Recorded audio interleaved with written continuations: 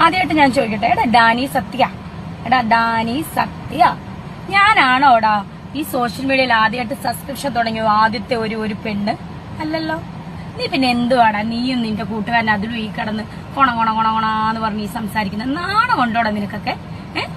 ഞാനാണോടാ ഈ സോഷ്യൽ മീഡിയയിൽ ആദ്യത്തെ സബ്സ്ക്രിപ്ഷൻ തുടങ്ങിയ വ്യക്തി? ഇതിന് മുന്നേ തുടങ്ങിയവരുണ്ടല്ലോ, നീ പൂട്ടിക്കാൻ നടക്കുവോ? ഇപ്പൊ കളി പഠിക്കും നീയൊക്കെ, മനസ്സിലായോ? എന്റെ പൂട്ടിക്കാൻ നടക്കുന്നല്ലോ. ഒന്ന് ചോണയുണ്ടെങ്കിൽ എടാ അതുലെ ഡാനി സത്യ ചോണയുണ്ടെങ്കിൽ നീ പൂട്ടി കാണിക്കണം. പിന്നെ എടാ ഞാൻ മാന്യമര്യാദയ്ക്ക് തന്നെയാണ് ജീവിക്കുന്നത്. ഞാൻ ആരുടെയും കുറ്റം പറഞ്ഞും ആരെയും ക്രിട്ടിസൈസ് ചെയ്തും ഒരു മുറിക്കകത്തിരുന്ന് അല്ലെങ്കിൽ ഫോൺ വെച്ചുകൊണ്ട് ഞാൻ ആരെയും വിറ്റ് തിന്ന് ജീവിക്കുമല്ല. ഞാൻ എനിക്കറിയാവുന്ന തൊഴിൽ ചെയ്ത് തന്നെയാണ് ജീവിക്കുന്നത്. സബ്സ്ക്രിപ്ഷൻ അത് ഞാൻ തുടങ്ങിയപ്പോഴാണല്ലോ നീയൊക്കെ ഇത്ര വലിയ സംഭവം ആക്കിയേക്കുന്നത്. എടാ നിനക്ക് അതുലിനോടാ നീ പറയാം, എടാ നാണോ മാനോ കെട്ട അതുലേ, നിനക്ക് നാണം ഉണ്ടോടെ എന്റെ സബ്സ്ക്രിപ്ഷനിൽ കയറിയിട്ട് എന്റെ സബ് എടുത്തിട്ട് നീ കണ്ട് ആസ്വദിച്ചിട്ട് അത് സ്ക്രീൻഷോട്ട് എടുത്തിട്ട് അത് പുറത്ത് വിട്ട് വലിയ സംഭവമാക്കാൻ? എടാ നീ കാരണം എനിക്ക് കുറച്ച് പ്രമോഷനാണ് കിട്ടുന്നത്, മനസ്സിലായോ? എടാ നാണം ഉണ്ടോടാ അതിലെ? നീ ഈ പോലീസ് സ്റ്റേഷൻ ഈ ഞങ്ങളുടെ ഈ ചങ്ങനാശ്ശേരിയിലെ പോലീസ് സ്റ്റേഷൻ കയറി ഇറങ്ങിയതൊക്കെ നീ മറന്നുപോയോ? മറന്നുപോയോ? ഇനി നിന്നെ കയറ്റണോ? ഡാനി പിന്നെയും കുറച്ചെങ്കിലും കാര്യങ്ങളൊക്കെ എനിക്ക് തോന്നുന്നു സത്യങ്ങൾ മനസ്സിലാക്കി പറയടാ. അതിൽ നിനക്ക് അതിന് പോലും കഴിയുന്നില്ലല്ലോ. നീ ആരെയൊക്കെ പേടിയാണ് നിനക്ക്?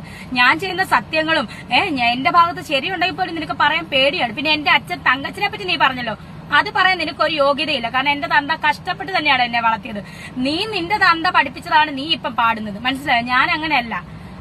തന്തേന്ന് പറയാൻ പോലും പറ്റില്ല, അച്ഛൻ എന്നാണ് ഞാൻ പറയേണ്ടത്. പക്ഷെ തന്തേന്ന് എന്റെ വായിൽ ഞാൻ അനാവശ്യവാക്ക് പറയുന്നില്ല, അച്ഛൻ തന്നെ പറയാം. തന്തേന്ന് പറഞ്ഞ് ക്ഷമിക്കുക, അച്ഛൻ തന്നെ ഞാൻ പറയാം. നിന്റെ അച്ഛൻ പഠിപ്പിച്ചാണ് നീ ഇപ്പൊ പാടുന്നത്. പക്ഷെ എന്റെ അച്ഛൻ എന്നെ കഷ്ടപ്പെട്ട് വളർത്തിയതാണ്, മനസ്സിലായോ?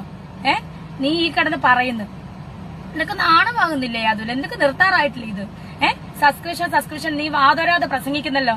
എന്റെ അച്ഛനെ പറ്റിയും പ്രസംഗിക്കുന്നു. നിനക്ക് എന്ത് യോഗ്യതയാണ് പറയാൻ? അതുപോലെ ഡാനി സത്യനും അവനും കേൾക്കണം, ഇവനുമാണ് ഒരു സൈഡ്. ഒരു ഡാനി സത്യനും ഒരു അതിലും നിശ്ചയിച്ചു കഴിഞ്ഞാൽ രേണുസുതി അക്കൗണ്ട് പൂട്ടുമെന്നാണ് വിചാരം.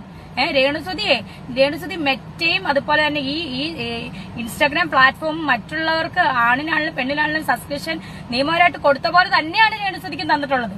അതിനനുസരിച്ചേ രേണുസുതി കണ്ടന്റ് ഇടത്തുള്ളൂ. നീ അതിനകത്ത് കയറിയിട്ട് ആ കണ്ടന്റ് എല്ലാം എടുത്ത് കണ്ടിട്ട് നീ ആസ്വദിച്ചിട്ട് സ്ക്രീൻഷോട്ട് എടുത്ത് പുറത്തു വിടുന്നു. നാണമില്ലേടാ നിനക്കൊക്കെ? ഇതിന് മുന്നേ സബ്സ്ക്രിപ്ഷൻ തുടങ്ങിയിട്ടൊന്നും നീ ചൊറിയാൻ പോകത്തില്ലല്ലോ. രേണുസുതിനെ മണ്ടക്കെട്ട് കയറിക്കോ കേട്ടാ. ഇത് നിന്നോടുള്ള അവസാന വാണിംഗ് ആണ് അല്ലേ? ഞാൻ എന്തായാലും വീട്ടിൽ തന്നെ ഇരിക്കും, ഒരു പണിക്കും പോകാതെ. നീയും നിന്റെ കൂട്ടുകാരൻ ഡാനിയും കൂടെ കിട്ടുന്ന പൈസ ഇന്ന് അല്ലെങ്കിൽ ജോലി ചെയ്ത പൈസ ഇന്ന് എനിക്കും എന്റെ കുടുംബത്തിനും എന്റെ കുഞ്ഞിനും കൂടെ നീ ചെലവിനതാ. ഞാൻ ഇരിക്കാം.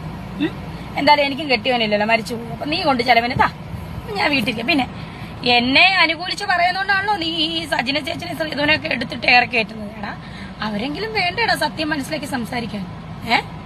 എന്തുവാടെ ഒരു വിധവയായിട്ടുള്ള സ്ത്രീ ജീവിച്ച് പോട്ടടാ എങ്ങനെയും. രേണുസുതി പറഞ്ഞ എല്ലാവരും കേട്ടല്ലോ. അപ്പം നിങ്ങളെ അഭിപ്രായം എന്താണെന്നുള്ള കമൻറ്റ് ചെയ്യാം കേട്ടോ.